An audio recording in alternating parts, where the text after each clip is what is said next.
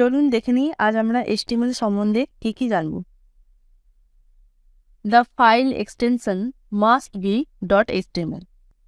যে কোনো website create করার জন্য সবার প্রথমে আমাদেরকে কী করতে হয়, তা ফোল্ডার ক্রিয়েট করতে হয়, আর তার মধ্যে ফাইল ক্রিয়েট করতে হয়। ফাইল নেম যে কোনো নাম দিতে পারেন, তো ফাইল নেমের পর .html রাখতে হবে। নেক্সট দেখে কি আছে, the file name must be the index.html because it's a default path of our homepage or the root of our website. আগের ভিডিওতে বলেছিলাম ওয়েবসাইট কি। আপনারা যদি না দেখে থাকেন ভিডিওটি, তাহলে ডেসক্রিপশন বক্স লিঙ্ক দেওয়া আছে, আপনারা গিয়ে দেখে আসবেন।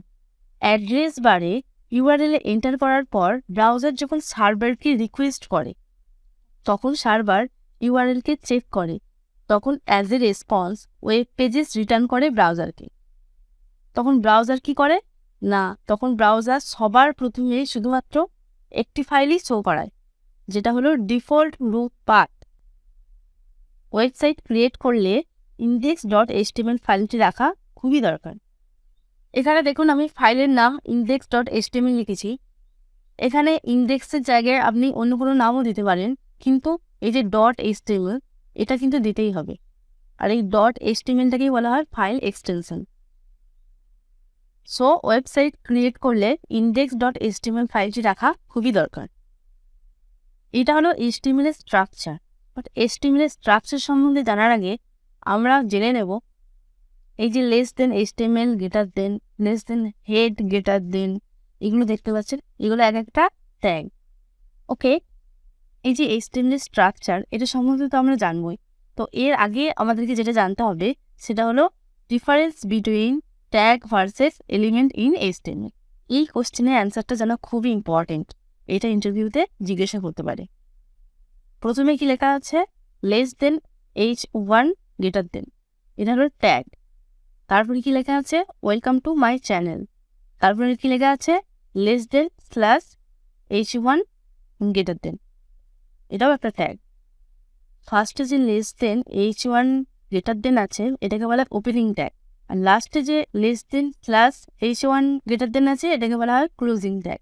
ট্যাগের ক্ষেত্রে 90% ওপেনিং ট্যাগ লিখলে ক্লোজিং ট্যাগ আপনাকে লিখতেই হবে। আর এই যে মাঝখানে ওয়েলকাম টু মাই চ্যানেল লেখা আছে, এটাকে বলা হয় কন্টেন্ট। ওপেনিং ট্যাগ এবং ক্লোজিং ট্যাগের ভিতর কোনো ডেটা এন্টার করার পর এই তিনটেকে একসাথে বলা হয় এলিমেন্ট। অর্থাৎ opening tag plus content plus closing tag, তিনটেকে একসাথে বলা হয় এলিমেন্ট। প্রথমে আমাদেরকে লিখতে হবে less than exclamation mark dot type HTML greater than. এই যে প্রথমে এটা লিখেছি, তো এখানে HTML5 বলে আমি কিছু লিখিনি, কিন্তু এটার মানে বোঝায় যে HTML5-এ কাজ করছি। আগের ভিডিওতে অলরেডি বলেছি যে HTML5-এর আগের ভার্সনগুলোতে অনেক লম্বা লাইন লিখতে হতো প্রথমে, কিন্তু HTML5-এ ডক টাইপ HTML সবার প্রথমে লিখতে হয়। Appear once at the top of the page, সবার প্রথমে এই ডক টাইপ HTML লিখতে হয়। এরপর নেক্সট যেটা লিখতে হয় সেটা হলো less than HTML greater than. তো এটার মানে কি না, root element of an HTML page. অর্থাৎ এই যে HTML ট্যাগ দেখতে পাচ্ছেন, এটা HTML পেজের রুট, মানে এর ভেতরেই সব কিছু হবে। HTML ট্যাগের পর লিখতে হয় হেড ট্যাগ। এবার হেড ট্যাগ সম্বন্ধে জেনে নিই। Contents the information about the HTML page. ওয়েবসাইটের যে ডকুমেন্ট বা ইনফরমেশন থাকে, তো সব ডেটা কি হয় না, হেড ট্যাগের ভিতরে অ্যাড করে। এরপরে যেটা লিখতে হবে সেটা হলো টাইটেল ট্যাগ। তো এটা হলো টাইটেল ট্যাগের ওপেনিং ট্যাগ, আর এটা হলো টাইটেল ট্যাগের ক্লোজিং ট্যাগ। এবার জেনে নেব আমরা টাইটেল ট্যাগটা কি। Title for the HTML page which is shown in the browsers title bar or in the pages tab. Okay, আমি একটু প্র্যাকটিক্যালি বুঝিয়ে দিই। তো আমি এখানে মাঝখানে লিখলাম HTML কোর্স। তো বোঝানোর জন্য পুরো স্ট্রাকচারটা আমি লিখে নিলাম। Ctrl+S সেভ করলাম, then right click, copy find path, then browser open করলাম, সার্চ বারে গিয়ে পেস্ট, ক্লিক এন্টার। ওকে, এই যে দেখো এখানে আমি টাইটেল ট্যাগের ভিতরে যে HTML কোর্স যে কন্টেন্টে লিখেছি সেটা এখানে দেখো এই টপে দেখা যাচ্ছে। তো এই যে টপে দেখা যায় যেটা, এটাকেই বলা হয় টাইটেল। তো আমাদের টাইটেল সম্বন্ধে জানা হলো। এরপর আমরা দেখে নিই কি আছে নেক্সট। এরপর আমাদেরকে কি করতে হবে না, হেড ট্যাগের ক্লোজিং ট্যাগ লিখতে হবে। যেহেতু আমরা ওপেনিং ট্যাগ লিখেছি প্রথমে, তো আমাদেরকে ক্লোজিং ট্যাগ লিখতে হবে। আর টাইটেল ট্যাগ সবসময় হেড ট্যাগের ওপেনিং ট্যাগ এবং ক্লোজিং ট্যাগের ভেতরেই থাকবে। এরপর নেক্সট দেখিনি কোন ট্যাগ আছে। নেক্সট আমাদের লিখতে হবে বডি ট্যাগের ওপেনিং ট্যাগ এবং বডি ট্যাগের ক্লোজিং ট্যাগ। তো আমরা এবার জেনে নিই বডি ট্যাগ আমরা কেন লিখব। Contents everything you want to display on the web page.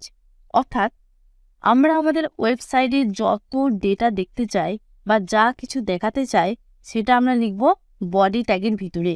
আর ওয়েবসাইটের ভিতরে যে ডেটা দেখাতে চায় না, বা শুধু ব্রাউজারকে এটা বলার জন্য যে এই ওয়েবসাইটের টপিক কোন টপিকের জন্য কি ক্রিয়েট করেছে, সার্চ ইঞ্জিন অপটিমাইজেশনের জন্য যা কিছু লিখতে হয় যেটা ওয়েবসাইটে দেখা যাবে না, সেই সব কোড আমরা কোথায় লিখি না, হেড ট্যাগের ভিতর লিখতে হবে।